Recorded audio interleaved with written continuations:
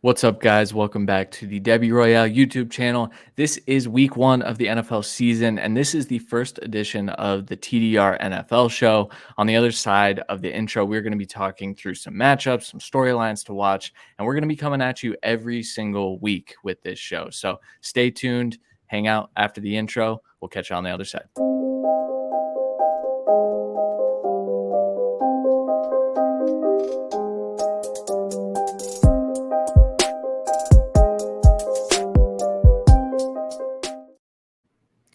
All right, guys. Like I said, it's week one. Everyone's excited for football, and we're going to be talking through some things here. So, week one storylines. First thing that we want to talk about is backfield clarity from a fantasy football perspective. This is very, it's a topic of conversation from the time the draft happens until right now, and now we finally get some clarity. So, the first one, just to touch on, we're going to touch on a lot of teams here, but first, Minnesota Vikings. So they have Ty Chandler as their RB2 right now. Alexander Madison is reportedly getting the lion's share of work. Randy, do you think that that's how it's going to play out this week?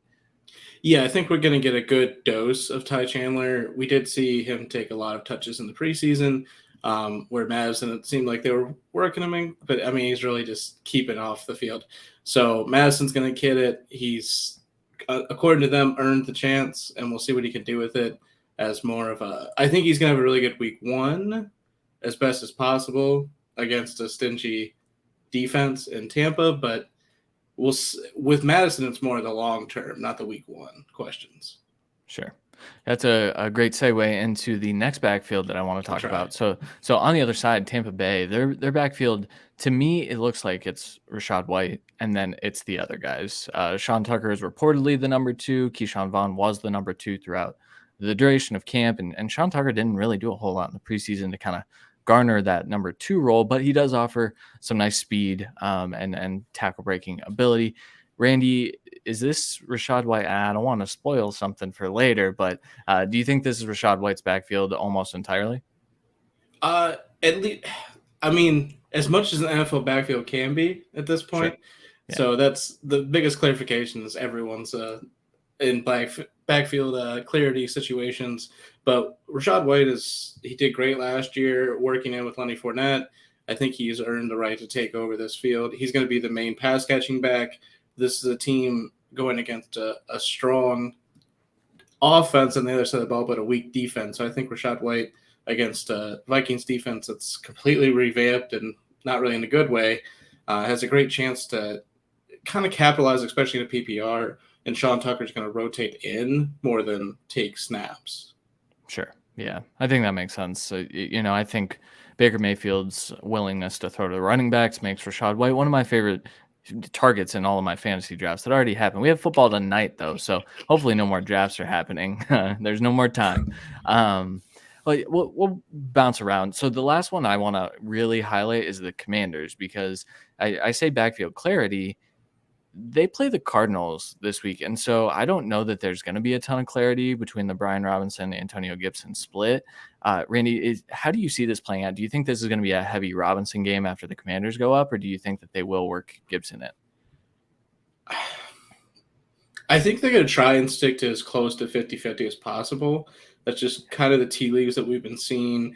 And it's kind of hard to determine what this game is going to be because this Cardinals defense, it hasn't been great, but its worst stat really last year, they're the worst team against pass catching running backs. That makes me want to lead with Antonio Gibson. But if you get a lead in Commanders with a quarterback that's just really getting his first shot, you're not going to be throwing the ball another 20 times after you've already gotten the lead with the first 20 times. You're going to try and pound the rock, kill the clock, get out of there with a win, get some confidence for your own quarterback.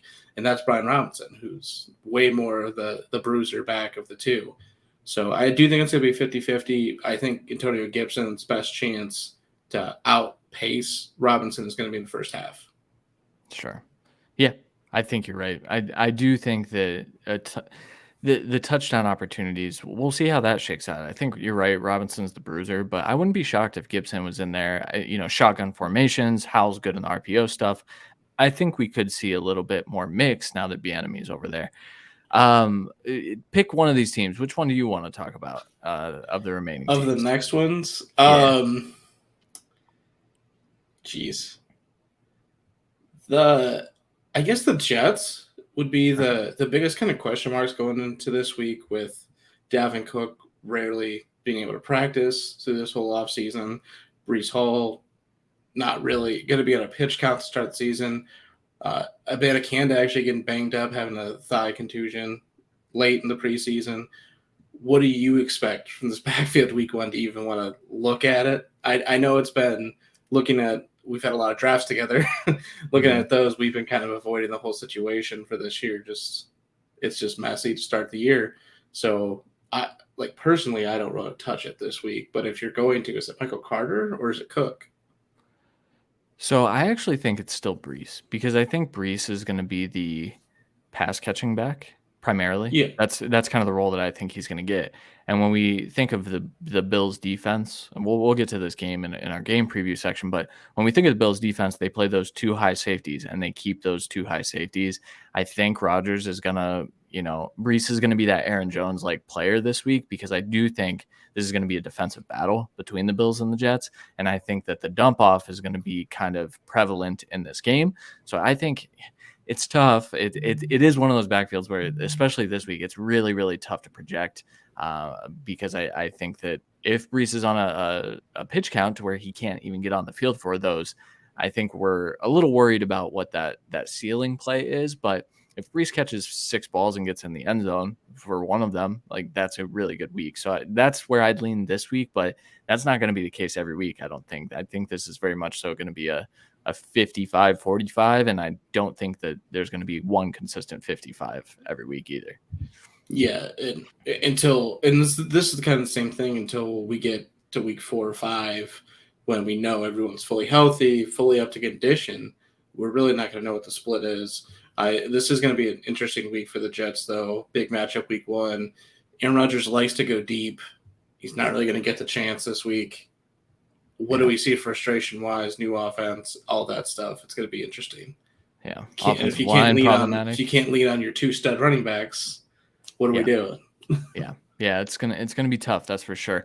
We also have some rookie debuts this week. Obviously, it's gonna be the first start for the three big quarterbacks that were selected in this spring's NFL draft. First one, CJ Stroud. He gets a really, really tough Baltimore defense. He's kind of the only one that faces a really tough defense. I do have high hopes for Jacksonville and Atlanta to come along as the season goes on, and that's the other matchups. But are you nervous about Stroud's debut this week? I would not. I would not be confident starting him in a super flex league if that's Yeah, the kind of question you're asking, or a DFS lineup. yeah, Just simply because I do think they're going to do Baltimore's going to do their best to stop Damian Pierce and force CJ Stroud to beat them. And I do think he's the type of quarterback that can't sit back there and dice and deal the ball and actually win a game. It's just week one, we saw a lot of sloppy play the preseason, but a lot of corrections. So there's a lot of good things to look at there. I don't think we're going to see anywhere near the best game from him. I think we're going to see what we all kind of expect this week, and that's a big loss for Houston and a big get right with the new offensive scheme for Baltimore. yeah. I've seen some people on social media calling for a Texans cover or outright win. I don't think so. I'm pretty in on Baltimore this year though. So Yeah, yeah, I, I mean, can CJ throw for 300? Maybe. I think that's well within the cards.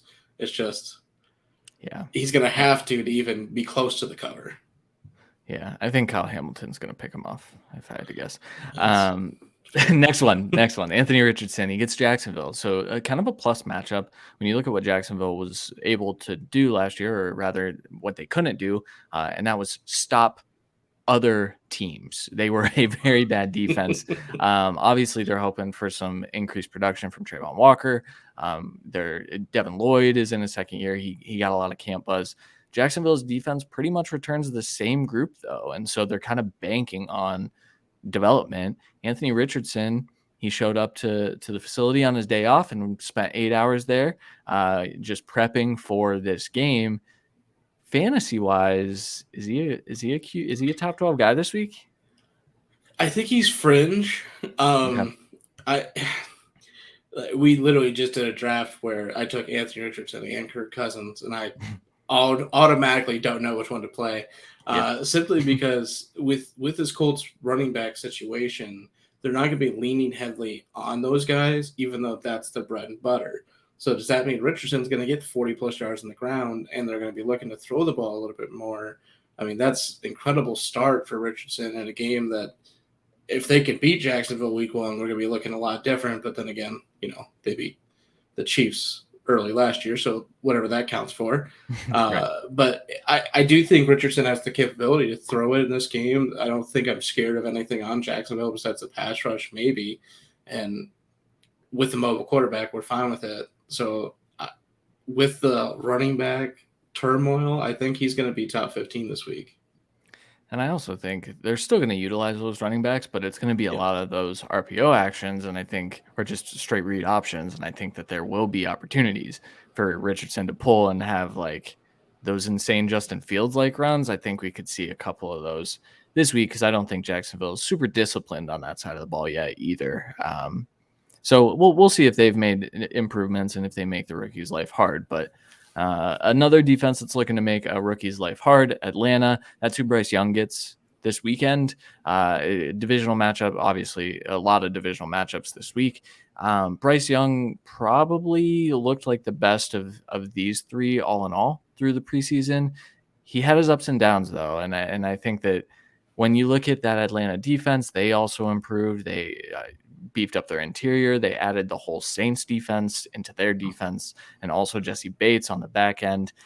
I'm a little skeptical that Bryce Young is going to have a good week, especially for fantasy this week. Yeah, I'm not in love with Bryce Young this week for sure. Atlanta is one of those weird defenses where I'd like to see a little bit from it. They're definitely a good enough defense that if he's going to throw up a 50-50 ball, it's going to be a mistake, especially with that secondary. I am in love with at least three of them. So I do think he could really get taken advantage of this week. Um, I think they're going to be stressing the run game. This is going to be a really run heavy game, probably low score rated, and that kind of function where Bryce Young could get the win in a very tight divisional race, anyways. I don't think he's going to be a great fantasy outlet this week. Yeah. Also of note, DJ Chark hasn't practiced yet this week. Yeah. Adam Thielen is a little banged up as well. He was a limited participant today or yesterday. So I think Jonathan Mingo and Terrace Marshall might be the go-to options, which will be interesting. Hayden Hurst, Miles Sanders, of course, as well. But not a good start to not. And the reports that him and DJ Chark are connecting are significant because he's already lost his top guy for week one, probably. So. Yep. We're going to be seeing all those Miles Sanders reports come true about being a pass catching back again. Yep. Because It's it's going crazy to how be that tough. happens, right? Last week one storyline. There are a lot of storylines. It's week one. We want to talk about football, but are the Lions real? This is the opportunity to prove if the Lions are real. They are the betting favorites to win the NFC North, uh, but they are plus odds. They are one of the only teams that are plus odds to win their division. Do you think the Lions are real, Randy? Yes, Sure. but in a sense, though, we thought they were real or on the cusp of real last year. So I don't think there's by any means a downgrade. If anything, it's just upgrades for this team.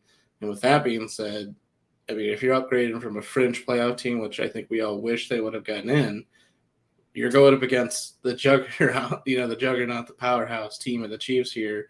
But if Goff doesn't screw up, which I don't expect them to do a lot, I think they can prove how real they are against the defending champs. I do think Yeah. they have I think the NFC North is wide open. I don't have a real favorite for that at all. The Vikings defense got abhorrently worse. The offense did get better, but you lost your starting running back to replace him. It's a little bit of a mixed bag. I think all four of the teams have a realistic chance to win the division. Yeah. As someone who put my record predictions out yesterday, I also think that could happen. That is a good segue into our first game preview. So we're going to talk about Lions, Chiefs, Dolphins, Chargers, Bills, and Jets. First one, this graphic is wrong because the line has moved since I made this graphic. The Chiefs opened up as 6.5 point favorites. They are now 4.5 point favorites. And the over under is still sitting at 53. So that came down a point as well. The reason for that, Travis Kelce got injured this week. It sounds like a bone bruise. He's very much so questionable. His brother Jason suggested that he might play. It's all about pain management. It doesn't sound like it's going to be a long-term injury. Chiefs are still favored in this game, obviously, at home. Of course they are. Chris Jones still holding out. Doesn't look like a deal is going to get done. And even if it does, I don't think he'll play in this game. I think that the Lions certainly have a chance to win this game. From an offensive perspective, where do you see those Travis Kelce targets going for Kansas City Uh, if he misses? Now, I will say he might play tonight, so I do think he has a good chance to play tonight. I'm hoping we get a little bit more information. Historically, the Chiefs, with anyone banged up, they really focus on a pitch count coming back. We saw that with Tony last year. I expect yeah, to see that with Tony again if he plays this year, week one. I think Kelce could be that much, but he's so vital to the offense. It might be difficult to do the pitch count, just like it's difficult to keep Mahomes off the field if he's banged up. right. I think they're both on the same lines. I think they have the same line of trust with Andy Reid. So if they're out there, I mean, he's going to soak up as many targets as possible. But besides that, to replace it, I don't think it goes to Noah Gray. I don't think it goes to the tight ends. I think it's just fleshed out, it's kind of spread out. If anything, I think the bump you have to focus on Sky Moore. It's the guy that we're pegging to be the next guy for this offense, be the focal point in the wide receiver room. He's a little bit more versatile than Tony, in my opinion. Doesn't have to be schemed up plays, can just make plays all over the field. I think he's going to be a focus point. Besides that, MVS possibly, but you're not going to be playing anyone on this team besides Sky Moore and the running backs if Kelsey's out, in my opinion. Yeah, I think I think the bump goes to Sky Moore, and I think the bump goes to Jerick McKinnon, maybe Isaiah Pacheco. It depends on what running back they use, but Kelsey, Kelsey's not one of those guys that only works underneath, but that was his role last year because teams they needed to play deep because Mahomes likes to throw it deep. And that's kind of where Kelsey was thriving last year. Sky Moore can kind of fit that mold. I think you're right. I think that that's kind of where some of those targets would go. I do think Noah Gray might be like a fine start. He could be maybe he gets one of those weird Kelsey schemed up plays down by the goal line or something like that. I don't know. It's a situation where I'm probably just going to play Sky Moore. I'm going to play Isaiah Pacheco. I'm going to play Patrick Mahomes, and then that's probably it. Yeah, and even with McKinnon, I like the 9 touchdowns isn't sustainable. It's Right. not a sticky stat by any means. Uh, Clyde is there. We really don't know what the distribution of the role will be besides Pacheco getting 12 to 15 touches.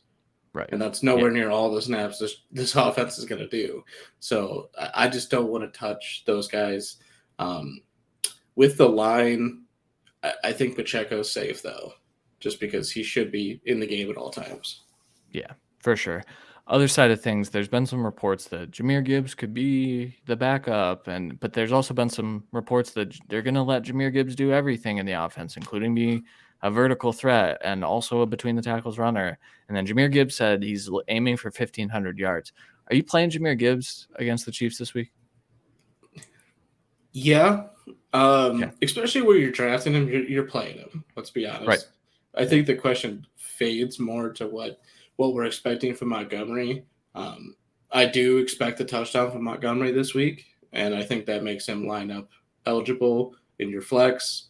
But I think Gibbs has, while I'm not expecting like 15 carries and 10 catches by any means, but I do think he could get at least 10 touches in this game and be a viable option for you. And with his explosive ability, one touch can be enough to start him. Yeah. One touch is all it takes. I knew Um, it. they do say that. Okay, you taking the Chiefs to win this game? It's tough With right now. Kelsey, yes.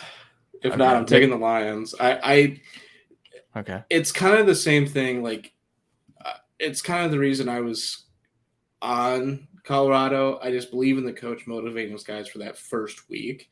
I do think the Lions are going to be really amped for this, as long as they're not taking it lightly without Kelsey for some reason, which there's no way they do. right, It's literally on Goff at that point. Goff would have to throw a couple picks for them to lose in that aspect for me. sure. I'll take the Chiefs either way. Probably. I'll trust Andy Reid to at least squeak out a win or something. Like now the Lions might cover, but Yeah, it might be a field goal game. But all right, let's talk about the Dolphins and Chargers game. Line is 3 points in favor of the Chargers. Over/under is 51. Jeff Wilson was placed on IR. Devon Achane came back and is practicing.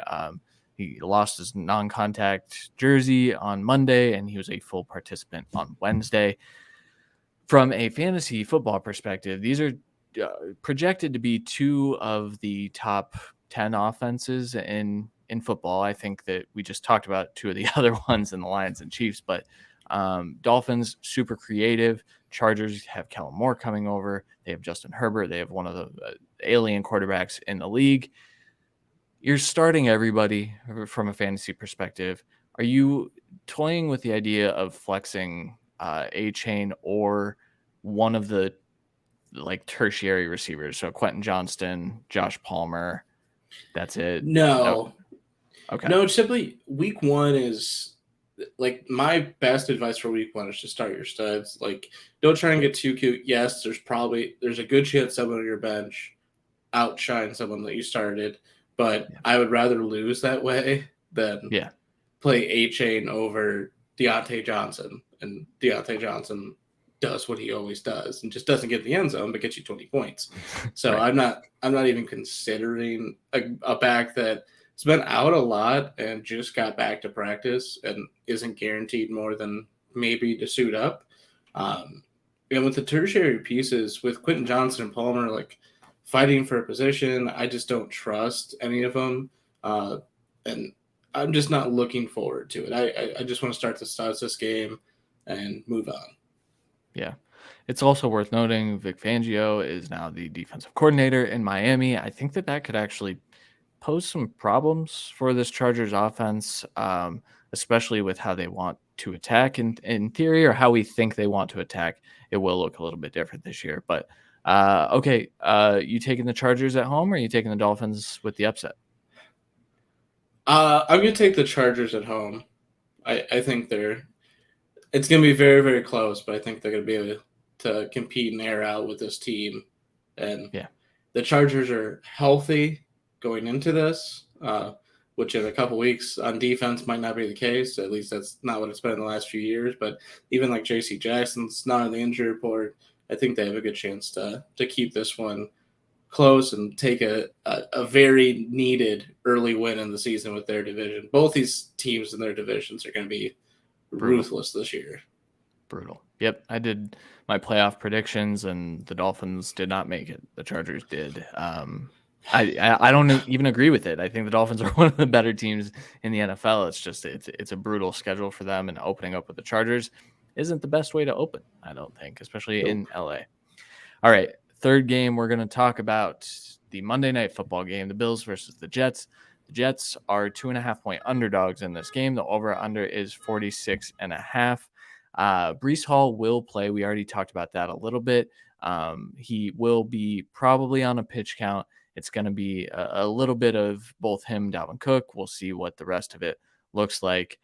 Um, the wide receivers get tough matchups as well. The Bills secondary is looking healthy, and we talked about their too high stuff and how dangerous that defense is. On the other side of things, we have Sauce Gardner and DJ Reed, one of probably the best corner duo in the NFL, going against Stephon Diggs and Gabe Davis, and really not much else. And so I think my personal outlook on this game is that it's going to be a defensive battle. I wrote part of the roundtable for football guys this week was name a someone drafted outside of the top 150 that could impress or outperform expectations. And my pick was the Bills defense. So, which is kind of cheating, but also I do think they're going to have a good week. Randy, what do you think of this game in general? Are you nervous to start anyone? I kind of am. Yeah. Because Diggs and Sauce are two of the highest level competitors, and they're always going to be guys like in each other's face. We've seen Diggs, walk with other opposing teams through the tunnel and talk to their top corner, and I think we've heard like random rumblings of Diggs not wanting to be here anymore. I think this is going to be a game where we're going to hear that more, even though it might not be true at all. Just because, like he says, because him and Sauce are going to be in a complete battle. Is Diggs really going to be the difference maker? And then this Jets defensive line is going to be a huge struggle for the Bills trying to run the ball at all. So there's a lot of concerns of how they're going to move the ball. Um, you're just really banking on Josh Allen being as great as he is. On the other side, we already talked about the struggles with this Jets offense going into it. You got a ton of receivers, multiple tight ends that you can work with. I think Rodgers plays well, but I'm still going to take the Bills to see what. I just trust them more in this kind of environment, and then we'll see the panic meter on the other side. Yeah, for sure. I'm also taking the Bills in this game. This one is going to be one of those where people in fantasy football are going to be really upset, I think, because they're going to need 20 points from Stephon Diggs because this is the Monday Night Football game. And I don't know that they're going to get that type of output. I do think this is a big James Cook game. I talked about Breece Hall a little bit earlier. I think maybe that could be spread out a little bit more. And then I do think Dalton Kincaid is able to work in quite a bit just with – I think Gabe Davis is probably not going to have a good game either. I think the receivers are going to struggle, but I think Kincaid, maybe even Dawson Knox has a good game as finishing as a top 12 tight end. But overall, I'm excited to watch this game. I'm not excited for fantasy. That's for sure. No, I'm very much hoping to not rely on this game, but if you draft the Josh Allen or Diggs, you're relying on this game. Yeah. Or Or Aaron anyone, Rodgers. and Yeah. pretty much Yeah. anyone in this game, you're relying on this game. Yeah. So For it's sure. going to be really tough. Yeah. For sure. But it's going to be one of the fun. It might be the best Monday Night Football game we get all year. Yeah, that is true. All right. Before we get out of here, we do want to give you one fantasy football start, but we're putting a little bit of a twist on this. So this is not going to be your start Joe Burrow, start Josh Allen. I think they're going to have a great week and finish as the top guy. We're not doing that on this show. What we're going to do is we're going to give you an against the grain fantasy football start. Some guy that, maybe not in week one because we just talked about starting your studs, but moving forward, these guys would be guys you might consider for your flex, but you're not sure. This is why we're going to do this. So, Randy, you go first with your against the grain fantasy football start. Yeah, it's no surprise if you've been listening to the whole show. I've kind of talked about this multiple times here, but Rashad White with the Bucks, I do think he's got the lion's share of touches here. This is an offense that is going to kind of be looking for the identity in the third person. Last year, we saw a lot of that being kind of a mixture of White and Fournette, but really giving Fournette a lot of the looks.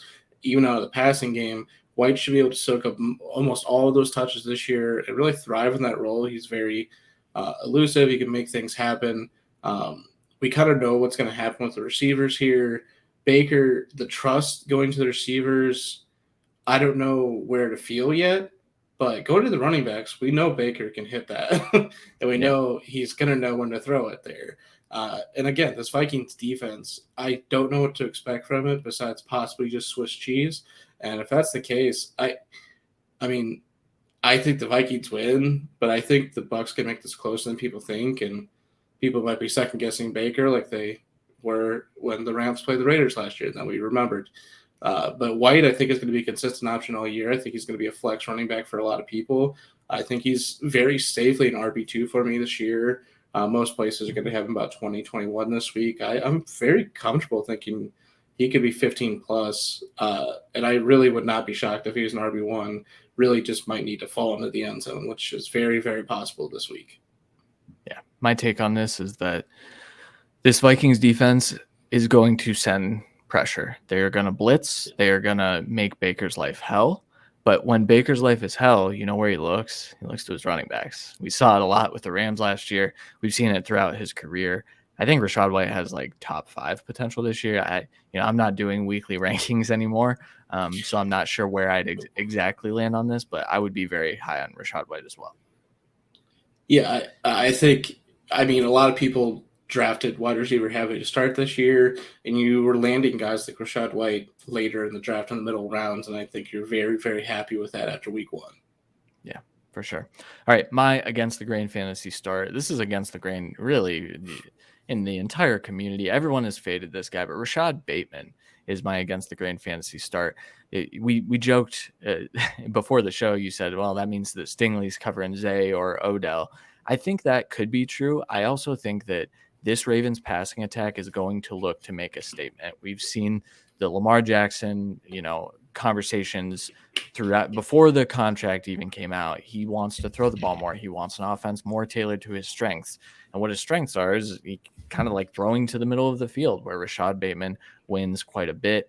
I do think that this Ravens passing attack. Now, I like the Texans defense. They're kind of a sleeper defense for me. But I think that this week is one of those weeks where you're going to get some good production from Zay Flowers. You're going to get great production from J.K. Dobbins. And I think Rashad Bateman is one of those guys that you can flex this week, especially that surprise injury. I know Mark Andrews returned from it, but I'm curious to see if he has a bit of a pitch count, if they kind of work him back, knowing that this is the Texans and they don't necessarily need him for his normal snap share. I'd start Rashad Bateman. Yeah, and I mean, Andrews is questionable. Besides Andrews, we really don't know what this offense is going to be through the air. We don't know if this is going to be full tilt Georgia 2 tight end sets, and they're the weapons of this team, which very well could happen. But we also just don't know what we're going to see from Odell at this kind of level. So I think Bateman has every chance to shine, every single chance. And we've seen great flashes from him. He's a great receiver. He has to stay healthy, and if he's learned this new offense, I think me and you have both been for the last year or two just praising Lamar's kind of work in the passing game, thinking he's getting to the next level, but he wasn't an offense that would allow him to excel in that unless it was a seam throw to a tight end.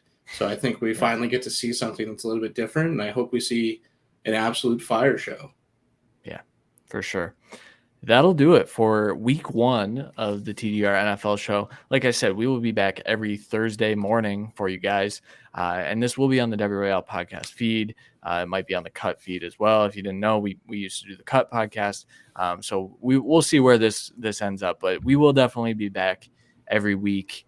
Thank you guys for watching. I forgot to say earlier in the show, make sure you like and subscribe and drop a comment on this video. Talk to us about our against the grain starts, what you think of these game previews, backfield clarity questions that you might have.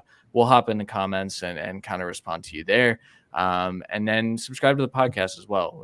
We're kind of opening that feedback up. So yeah, anything else before we bounce out of here, Randy? Happy to be back doing this. A lot of crazy weeks of work. Even today, so happy to carve out a half hour or so here to actually have some fun and talk about some football. For sure. All right. Thank you guys. We'll talk to you guys next time.